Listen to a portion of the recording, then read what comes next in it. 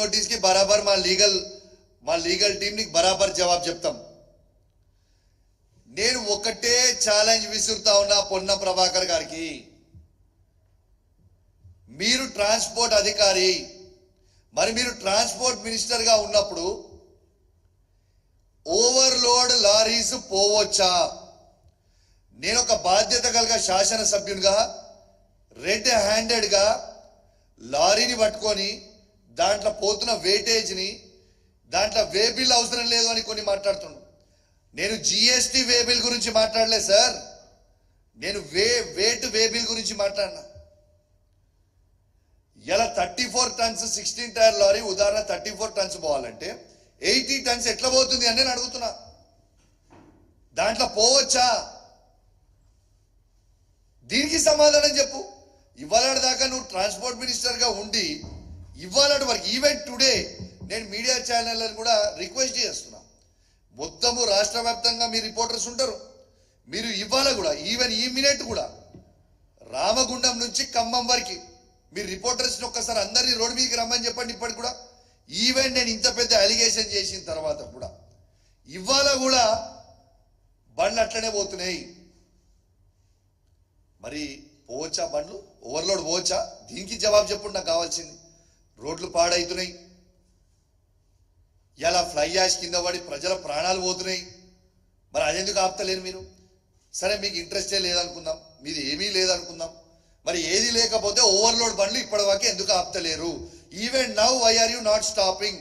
దీనికి నాకు జవాబు చెప్పాలి. నేను ఈ మీడియా ద్వారా పొన్నం ప్రభాకర్ గారికి నేను సవాల్ విసురుతున్నా. నాకు తెలుసు పొన్నం ప్రభాకర్ గారు మీరు తిరుపతి వెంకటేశ్వర స్వామిని బాగా నమ్ముతారని నాకు తెలుసు. నేను కూడా తిరుపతి వెంకటేశ్వర స్వామిని బాగా నమ్ముతా.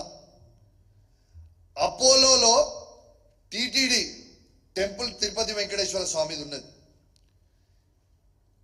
వెనస్డే రోజు మీకు మరీ రేపే టైం పెడితే ఇమీడియట్గా మీకు రెస్పాండ్ అయ్యే టైం లేకపోవచ్చు కాబట్టి మీకు 2 days ప్రియర్ చెప్తున్నా. వెనస్డే రోజు 11 గంటలకి నేను ఆ తిరుపతి వెంకటేశ్వర స్వామి గుడి దగ్గరికి వస్తా. నువ్వు కూడా రా. ఆ గుడి లోపల పోయి మీడియా సాక్షిగా మనం ప్రమాణం చేద్దాం. నువ్వు డబ్బులు తీసుకోలేదని ఆ వెంకటేశ్వర స్వామి మీద ఒట్టేసి నువ్వు చెప్పు. ఆ తిరుపతి వెంకటేశ్వర స్వామి మీద నువ్వు ఒట్టేసి చెప్పు. నేను బహిరంగంగా నీకు క్షమాపణ చెప్పడానికి సిద్ధంగా ఉన్నా, లేకుంటే నీ మొక్కు భూమికి నువ్వు రాస్తావా చెప్పు. దానికి జవాబు చెప్పు. ఇప్పటికి కూడా చెప్తున్నా, నువ్వు ఆ స్కామ్ లో ఉన్నావు, ఫ్లై యాష్ స్కామ్ అని ఓవర్లోడ్ చేస్తున్నా. నేను చెప్తున్నా, వెనస్డే రోజు 11 గంటలకి మొత్తం మీడియాని నేనే ఆర్గనైజ్ చేస్తా. అక్కడికి మీరు రాండి, మంత్రిగా మీరు రాండి, ఎమ్మెల్యేగా నేను వస్తా. ఇద్దరం కలిసి ఆడ ప్రమాణం చేద్దాం. నువ్వు తీసుకున్నావని ప్రమాణం చేయడానికి నేను సిద్ధంగా ఉన్నా. నువ్వు తీసుకోలేదు అని ప్రమాణం చేయడానికి నువ్వు సిద్ధంగా ఉన్నావా? చలో గుడికి పోదాం. దయచేసి నేను ఈ సవాళ్ళైనా స్వీకరిస్తానని వేడి చేస్తా ఉన్నా. వెనస్డే రోజు నువ్వు గిట్లా, అది కూడా ఇప్పుడే చెప్తున్నా, వెనస్డే రోజు గిట్లా మీరు హాజరు కాకపోతే యాడికి, దీని అర్థం యావత్ తెలంగాణ ప్రజలకి మొత్తం మళ్ళా అర్థమయ్యే విధంగా ఆ వెంకటేశ్వర స్వామి సాక్షిగా ఇంకొన్ని నిజాలు బయట పెడతా. ఆ రోజు గ్యారెంటీ బయట పెడతా. మరి నీకు దమ్ముంటే ఈ సవాల్ని స్వీకరించి వెనస్డే రోజు రా. వెనస్డే రోజు 11 AM ఆ టిటిడి తిరుపతి వెంకటేశ్వర స్వామి అపోలో టెంపుల్లో మన ఇద్దరం కలుసుకుందాం. నీ ప్రమాణం చెల్తుందా, నా ప్రమాణం చెల్తుందా, యావత్ తెలంగాణ ప్రజలు చూసేలాగా మనం చూసుకుందామని చెప్పి సందర్భంగా తెలియజేస్తూ, దీంతో పాటు ఇంకొందరు మాట్లాడుతున్నారు. ఏమని మాట్లాడుతున్నా?